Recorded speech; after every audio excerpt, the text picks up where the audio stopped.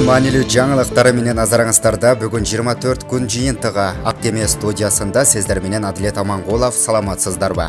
Бүгүн 2-июнь күн жыйынтыгы боюнча кыскача. Айеркен Саймаетинин иши боюнча күбө азаттыктын кабарчысы менен сүйлөшүп жатканда аны ыраазы кылам деп акча тууралуу сөз болуп жаткан. Бүгүн 2-июнда жогорку кеңеште Туркияда киши колду каза болгон Айеркен Саймаети боюнча түзүлгөн депутаттык комиссиянын жыйыны өтүүдө. Учурда жыйындын танапистин кийинки бөлүгү башталып, күбөлөрдүн видеого сүйлөгөн жазуулар көрсөтүлүп жатат. Саймаети боюнча күбөлөрдүн бири төмөнкүдөй сөздөрдү айтты. Айеркен Али менен телефон аркылуу сүйлөшкөн, алардан жолугушканы жөнүндө, кийин ал Стамбулга келгенде бирок алардын жолугушуусун көзүм менен көргөн эмесмин. Айеркени ыраазы кылам деп экөө тең акча берүү тууралуу сөз кылды. Бирок анык сумманы айткан жок. Мен дагы аны тактап сураган жокмун. Анткени ал суроо мага керексиз суроодой туюлду, деди ал. Тергөөчү көрсөтмө Али деген ким деп тактаганда күбө азаттыктын кабарчысы Али Токтакунов экенин айтты. Самый мырза, Азаттык радиосуна. Сиздер жана айтпадыңыз, журналисттерге акча берген Саймаети деп күбөлөрүн айттыңдар. Ошол боюнча кандай далилдериңиз бар сиздердин? Биз азыр официалдуу түрдө айттык го ошол. Жок, кандай далилдер бере албайбыз. Айтпадыкпы далилдерди, күбөлөрдүн көрсөтмөлөрү. Күбөлөрдүн көрсөтмөлөрү деле бар. Башка далилдер жок. Документтер бар. Жок. Ал күбөлөрдүн көрсөтмөлөрү бар ал тууралуу.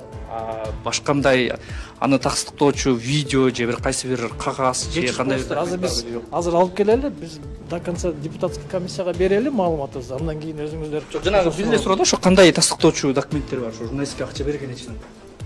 Документтер жок, күбөлөрдүн көрсөтмөлөрү бар. Суурасы азыр. Күбөнү эле айтып койгон видеосу бар. Бар. Мен бергем деген эле. Ал кайсы журналист кандай эмнени айтып бере аласызбы? Тергөөнүн айтып бере албайбыз пока. Алар мисалы канча күбө айткан, аларды кандай шартта, кандай жагда, алар ким болот? Жанагы биз депутаттарга берген маалыматты уктуңуздар да, ошол жерде баардык нерселер камтылган. Азыркы андай айтпадыңызбы? Далилдер бар деп жана кандай далилдер?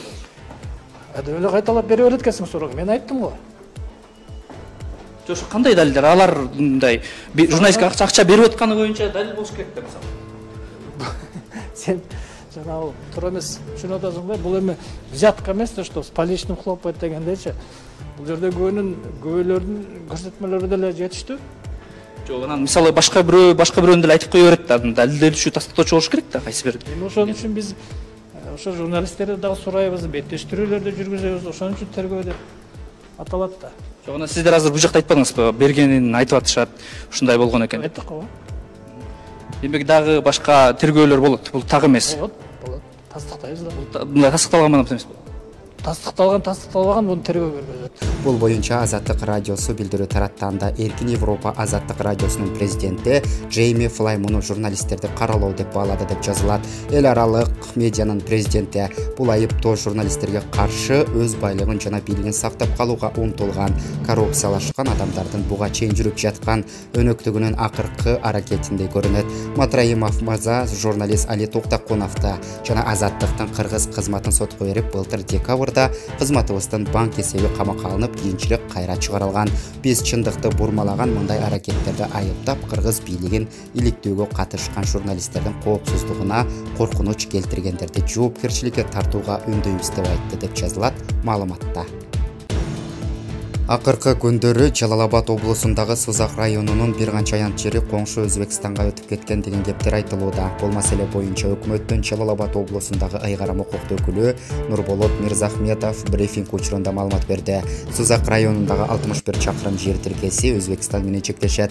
Бул жер тилкеси толук такталып 2017-жылы кыргыз-өзбек чек арасы жөнүндө келишимдин негизинде жогорку кеңеш тарабынан ратификацияланган. Тагыраагы бул жер тилкеси Өзбекстанга таандык тилке болуп эсептелет. Ушул жылдын 8-апрелинде атайын комиссия көрүп кеткен. Бүгүнкү күндө сөз болуп жаткан жер тилкеси боюнча делимитация иштери толук бүтүп, демаркация иштери калган. Тосуу жолдорун эки өлкөнүн мамлекеттик комиссиясы чогуу аныкташкан. Буга чейинки карталарда деле бул аянт Өзбекстандын жери болуп келген деп билдирди Нурболот Мирзахметов. Кыргыз Республикасынын биринчи вице-премьер-министри Кубатбек Боронов Баткен облусунун Кадамжай районундагы чектеш айылдардын чатак учурунда жабыркаган жарандарынан кабар алды. Учурда алар Айдаркен шаарынын ооруканасында дарыланып жатышат. Кубатбек Бороновго жарандардын саламаттыгы жана дарылануулары тууралуу айтып беришти. Биринчи вице-премьер-министр жабыркаган жарандардын тийиштүү дарылануусун жана аларды зарыл болгон дары-дармек менен камсыздоонун маанилүүлүгүн белгиледи.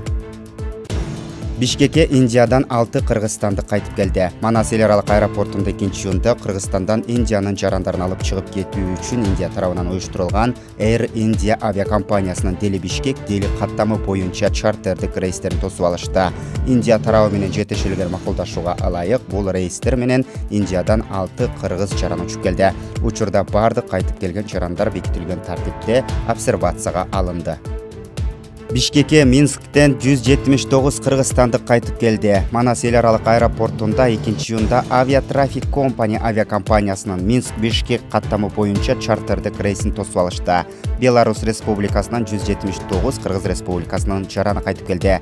Авиа рейс дүйнөдө коронавирус инфекциясынын пандемиясынан, чек аралардын убактылуу жабылышынан жана эл аралык жүргүнчү ташуу авиа билдирүүлөрүнүн токтошунан улам чет өлкөдөгү Кыргызстандын жарандарын кайтаруу боюнча жүргүзүлгөн иштин алкагында Кыргыз Республикасынын президенти жана өкмөтүнүн тапшырмасын аткаруу үчүн ишке ашырылды. Каттан буга чейин транзит менен ар кайсы Европа жана Азия өлкөлөрүнүн Минск шаарына келип, уна билдирүүлөрүнүн токтошунан жана чек аралардын жабылышынан улам Кыргызстанга учуп кете албай калган мекендештерибизди мекенине кайтаруу максатында Беларусь Республикасындагы Кыргызстандын элчилиги тарабынан Европа өлкөлөрүндөгү Кыргыз Республикасынын чет элдик мекемелери менен биргеликте уюштурулду. Аталган каттам менен Австрия, Армения, Беларусь, Венгрия, Улуу Британия, Германия, Литва, Италия, Испания, Нидерландар, Польша, Украина, Франция, Чехия, Швеция, Швейцария жана Эстониядагы Кыргызстандын жарандары учуп келди. Белгилей кетсек, жүргүнчүлөрдүн тизмеси Европадагы Кыргызстандын чет элдик мекемелерине буга чейин келип түшкөн арыздарга ылайык түзүлгөн. Учурда бардык кайтып келген жарандар бекитилген тартипте обсервацияга алынды. Чет элдик мамлекеттерде калып, мекенине кайтууну каалаган Кыргыз Республикасынын жарандарын кайтаруу боюнча иш-аракеттер улантылат. 2020 жылдын 2-июнуна карата COVID-19 вирусуна чалдыккандардын саны боюнча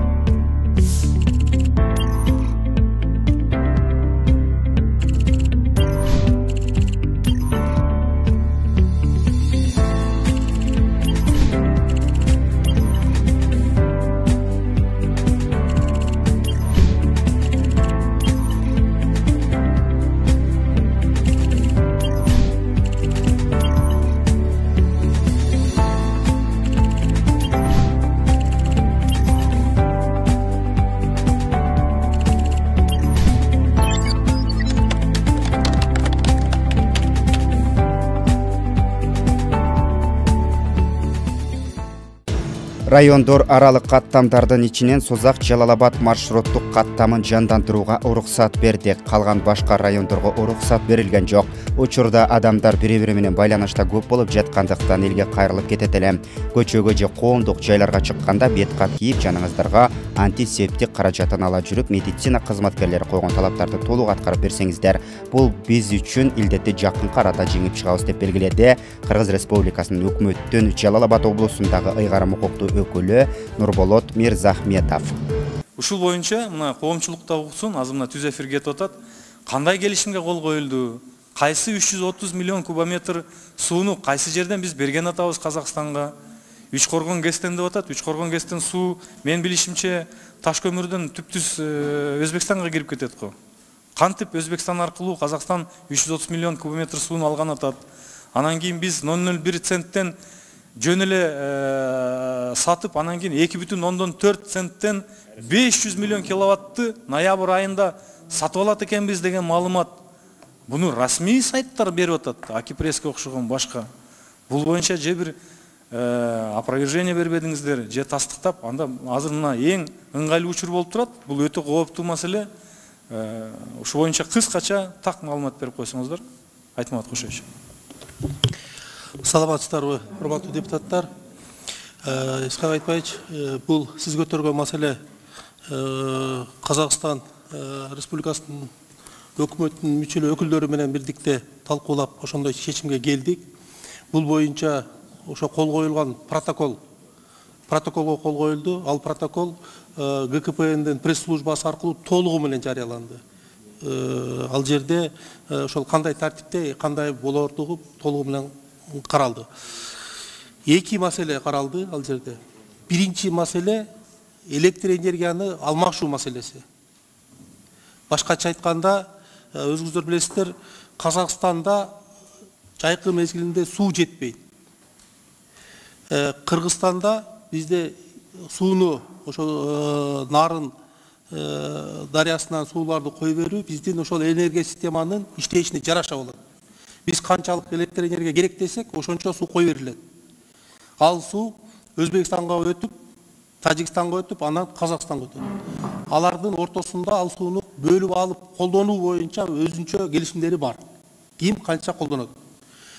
Эгерде кимде ким ашыкча кой берип колдоном десе, анда биз менен сүйлөшүү аркылуу чечилет. Акыркы 4 жылдын ичинде ушундай практика колдонулуп келатат. Товар алмашуу, электр энергия алмашуу маселеси. Башкача айтканда, жайдын күнү июнь, июль, августтарында, июнь менен июль 3 айда электр энергияны Казакстан алат. Кайра сентябрь, ноябрь айында кайтарып берет бизге. Жок, так айтсаңыз 0,001 центтен сатып алат, анан кайра 0,001 центтен бизге сатат. Кайра кайтарып берет. Ошол эле баада. Ошол эле баада, ошол эле көлөмдө. Ошол эле баада. Өзүңүздөр билесиздер, бизде бюджетный кодекс ишке кирген. Бюджетный кодексте товар обмен деген безналичный расчет, то есть жанагы акчалай гана эсептешүү аркылуу жүргүзүлөт. Ошон үчүн ал 0,01 цент деген бул условный баа. Условный баа менен биз беребиз, кайра условный ошол эле баа менен кайра кайтарып алабыз. Мында биз ошол 300 миллион киловатт саат электр энергия кой берип Казакстанга бергенибизде 330 миллион куб суу агып кетет. Каяка агып кетет? Ал ошол Нарын дарыя аркылуу, Сыр дарыя аркылуу Өзбекстан, Тажикстан, Казакстанга өтөт. Алардын ичара келишимдердин алкагында ал өзү үлгүлөргө болот. Айтмат Пашаевич, тактоочу бир суроода 300 миллион киловатт саат өндүрүш үчүн канча кубометр суу? 330 миллион куб суу кетет. 330 миллион суу кетет. Алар кайра сентябрь, ноябрь айында бизге кайтарат. Ошол эле 0,01 цент деген баа менен бизге кайтарып берет. Ал условный баа. Аны кайтарып бергенде биздин энергия система ошончо электр энергияны өндүрбөйт. Өндүрбөгөн учурда ошончо сууну кайра үнөмдөп, 330 миллион сууну үнөмдөп, кайра ошо кестерде сактап калганга мүмкүнчүлүк болот. Бул жөнөкөй гана товар обмен системасы. Ушул жана башка кабарларга назар салыңыздар. Биздин каналга катталып, жаңылыктарга биринчилерден болуп күбө болуңуздар.